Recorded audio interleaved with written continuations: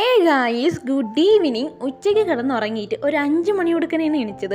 ഭയങ്കര ക്ഷീണം തോന്നുന്നുണ്ട്. ക്ഷീണം മാറ്റാൻ എന്തുണ്ടെന്ന് ഫ്രിഡ്ജ് തുറന്ന് നോക്കിയപ്പോൾ ഒരു പൈനാപ്പിൾ കിട്ടിയിട്ടുണ്ടായിരുന്നു. നമുക്കത് വെട്ടിക്കണ്ടിച്ച് ജ്യൂസാക്കി മാറ്റാം. ഇതിൻ്റെ പുറം തൊലി കളയാൻ നല്ല മെനകെട്ട പണിയാണ്.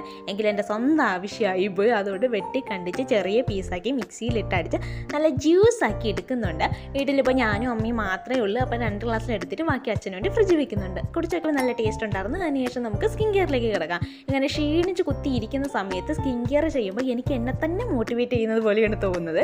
ഫസ്റ്റ് ഒരു വെറ്റ് ടിഷ്യൂ എടുത്ത് നന്നായിട്ട് വൈപ്പ് ചെയ്തെടുക്കുന്നുണ്ട്. അതിനുശേഷം ഒരു ഫേസ് വാഷ് ഇട്ട് നന്നായിട്ട് കഴുകുന്നുണ്ട്.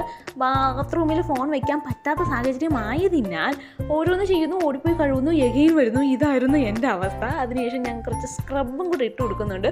മുഖത്ത് കുട്ടി കുട്ടി കുരുക്കൾ വന്നു പോയിട്ടുണ്ട്. അതിൻ്റെ ആണിയെടുത്ത് കളയാൻ വേണ്ടി ഈ സ്ക്രബ് ചെയ്യുന്നത് നല്ലതാണ്.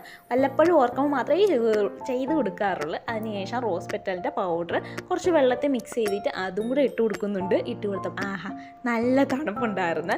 ഇത് കിട്ടിയതിന് ശേഷം മിക്കപ്പോഴും എന്തെങ്കിലും ചെയ്യുമ്പോൾ ഇതിൻ്റെ മണ്ടിയിലാണ് ഞാൻ വന്ന് കയറുന്നത്. ഇതാണ് കൂടുതൽ ഞാൻ ഇട്ട് കൊടുക്കുന്നത്. എനിക്ക് ഇഷ്ടമാണ് ഇതിട്ട് കൊടുക്കുക.